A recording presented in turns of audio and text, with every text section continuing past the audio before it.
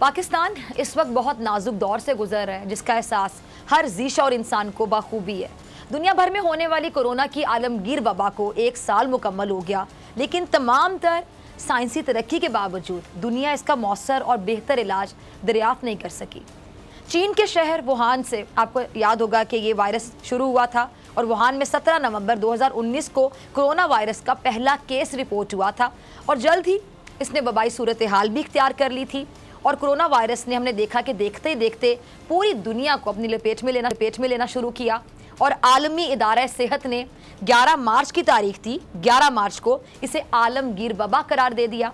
Corona virus की आम अलामात में नज़ला, डायरिया और थकावट जैसी अलामात शामिल हैं और अगर शदीद इन्फेक्शन हो जाए तो निमोनिया और दम घुटने यहाँ तक के मौत का भी सबब बन सकता है। कोरोना वायरस ने उस दुनिया को हम कह सकते हैं कि यकसर बदल कर रख दिया जिसमें हम रहते थे और 2020 इंसानियत के लिए अगर मैं कहूँ कि खासा कठिन साबित हुआ तो गलत नहीं होगा, आप अग्री करेंगे।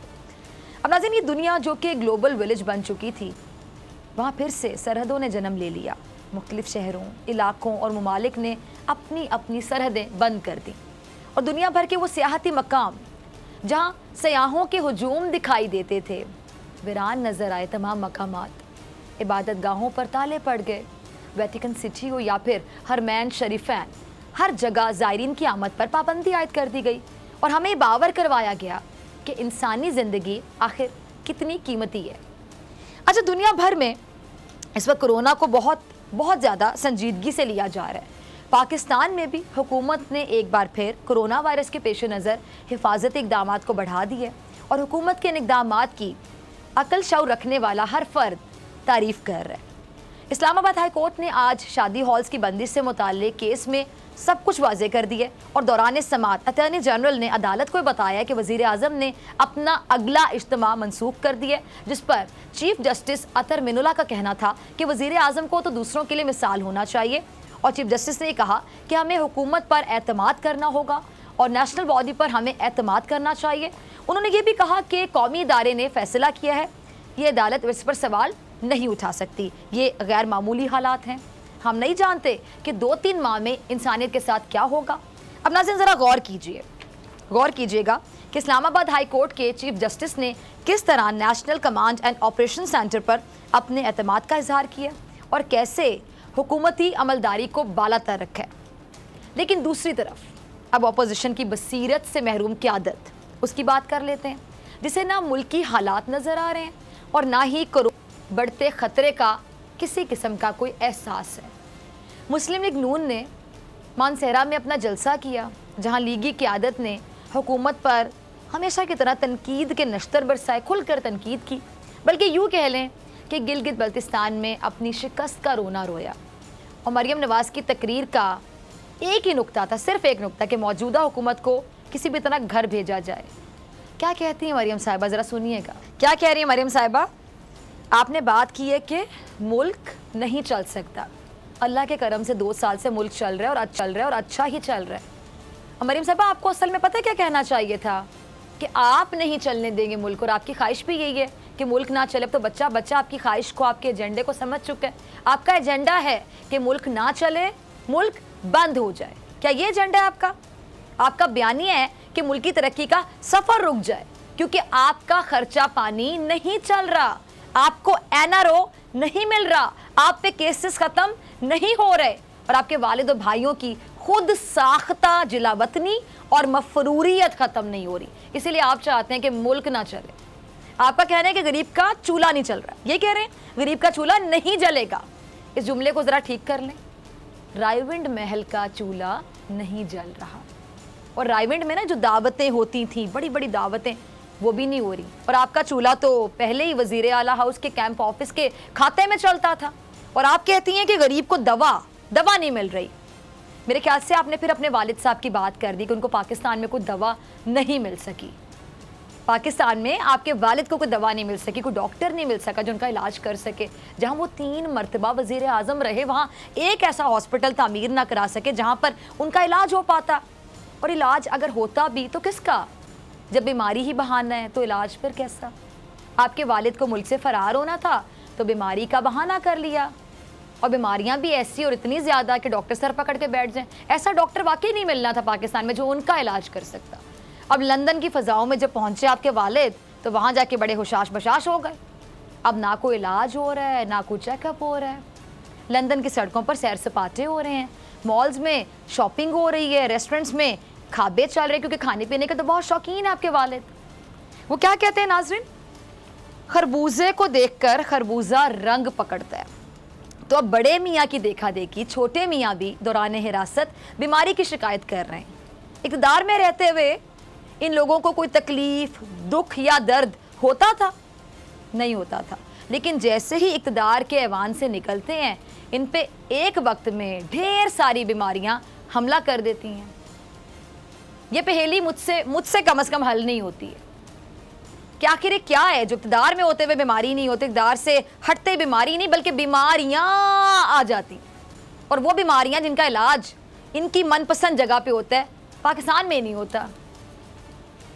शहबाज शरीफ को आज कोट लखपत जेल से सिटी स्कैन के लिए ले जाया गया, जहां से वापसी पर उन्हें कमर दर्द की शिकायत याद आ गई।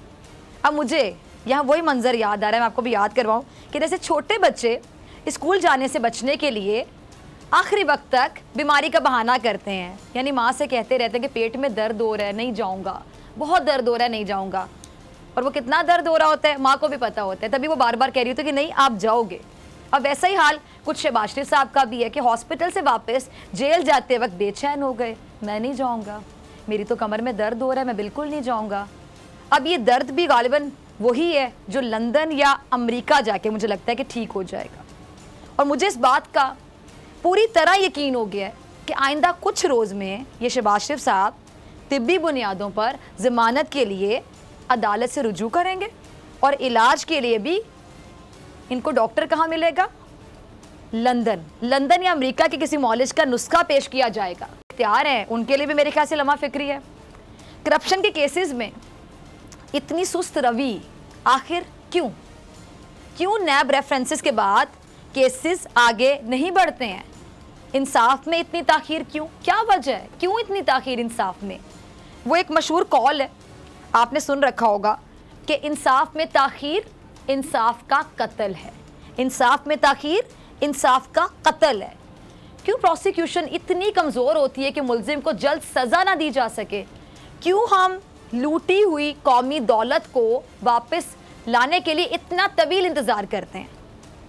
कुछ मुल्जिम तो अपनी हिरासत का ज़्यादातर जो वक्त होता है, बेशतर वक्त है, हॉस्पिटल्स में गुजार देते हैं, यानी कोई सिस्टम नहीं। मीडिया फ़िरौन मीर शिकुर रहमान की मिसाल हमारे सामने है ना, किस तरह सर्विसेज हॉस्पिटल में ऐशो इशरत से वहाँ दिन गुजारे गए, चाहे वो रोज़ गुजारे गए, और अब वो आज़ाद फ़ज़ाओं में घूम रहे हैं। आखिर कब नैब अपनी परफॉर्मेंस बेहतर बनाएगा? जिसे कहते हैं कारकर्दगी, वो कब दिखाएगा? कब नैब एहतसाब करेगा, जिसे कहेंगे एहतसाब? क्यों प्रोसिक्यूशन पर अफसरान जो हैं उनसे नहीं पूछा जाता? ये सब वो सवाल हैं जिनके जवाब का हर शहरी को यकीन जानिए बड़ी बेसब्री से इंतज़ार है, लेकिन पता नहीं कब नैब अपना किबला दुरुस्त करेगा। और ये जो कौमी मुजरिम है, ये कौमी मुजरिम है, कौमी मुजरिम, इनको सज़ाएं पता नहीं कब दी जा सकेंगी, सब मुंतज़िर हैं। अब दूसरी जानिब अपोजिशन इत्तेहाद पाकिस्तान डेमोक्रेटिक मूवमेंट ने भी अपने जलसों को मनसूख करने से इनकार किया है। पेशावर और लाहौर के जो जलसे हैं इसके इनेकाद के लिए PDM की आदत किसी भी किस्म की लचक दिखाने पर आमादा नज़र नहीं आ रही है।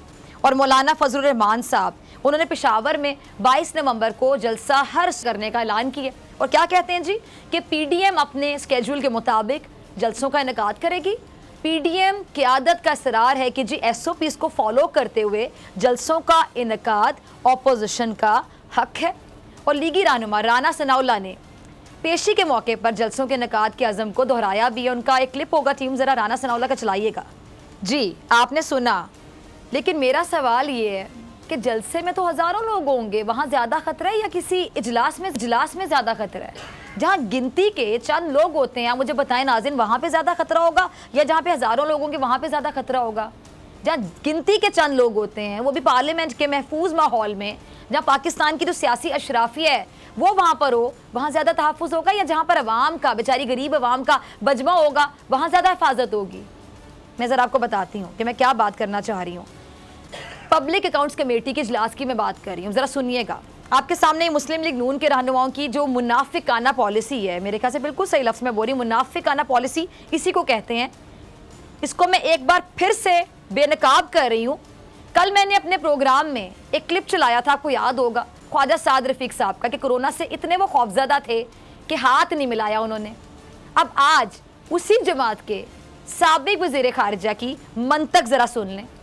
ये जो साबिक वज़ीर ख़ारिजा हैं, जो अक्सर दूसरों को शर्म और हया का दर्स देते हैं और दर्स देते नहीं थकते हैं, उनकी अपनी जो जमात है उसकी जो मुनाफिकाना सोच है, क्या इसका जवाब और जवाब है? मतलब आप हैरान होंगे कि ख्वाजा आसिफ ने आज पब्लिक अकाउंट्स कमेटी के इजलास में इंकशाफ किया है कि उनके 5 दोस्तों को कोरोना हो गया और आप लोग भी एहतियात करें। अब ख्वाजा साहब इजलास में जो शरीक बाकी जो दीगर अरकान थे उनसे वो खातिब थे और उन्हें एहतियात का दर्स देते रहे, और फिर वो खुद भी कोरोना के पेश नज़र इजलास को छोड़कर चले गए। कोरोना के पेश नज़र इजलास छोड़ के चले ही गए, जिस पे इजलास भी ख़त्म कर दिया गया। अब मुस्लिम लीग के जो रहनुमा हैं, इन्हें अपनी जान की इतनी परवाह है। ज़रा सोचिए नाजरीन, जितने लोग सुन रहे हैं, ज़रा सोचिए कि इन्हें अपनी जान की इतनी परवाह है कि ये इजलास में बैठना तक गवारा नहीं करते कि इन्हें कोरोना ना हो जाए। तो फिर अवाम को, ये मेरे जुमले पे गौर कीजिएगा, फिर ये लोग जो कोरोना से इतने खौफजदा हैं कि इजलास में बैठना पसंद नहीं करते हैं, तो फिर अवाम को, जिससे मोहब्बत का दावा करते हैं कि हमारा तो जीना मरना सब कुछ पाकिस्तान के लिए, हमारे वोटर के लिए, वोट को इज्जत दो, वोटर तुम्हारे लिए बहुत अहम, ऐसा की बातें करते हैं ना, अवाम को किस मुंह से जलसे में आने की ये दावत देते हैं कि अवाम को कोरोना नहीं होगा? ये जो कोरोना है उससे अवाम को इस्तिस्ना मिल गया, कोरोना सिर्फ आपको हो सकता है।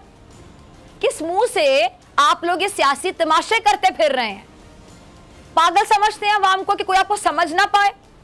क्या गरीब अवाम की जिंदगी की आपकी नजर में यही हैसियत है जो आप लोग साबित करते नहीं थकते? कोई कीमत नहीं है गरीब की जिंदगी की? आपको बड़ा डर लगता है कोरोना से। सब्सक्राइब करें और बेल दबाएं ताकि कोई खबर रह न जाए।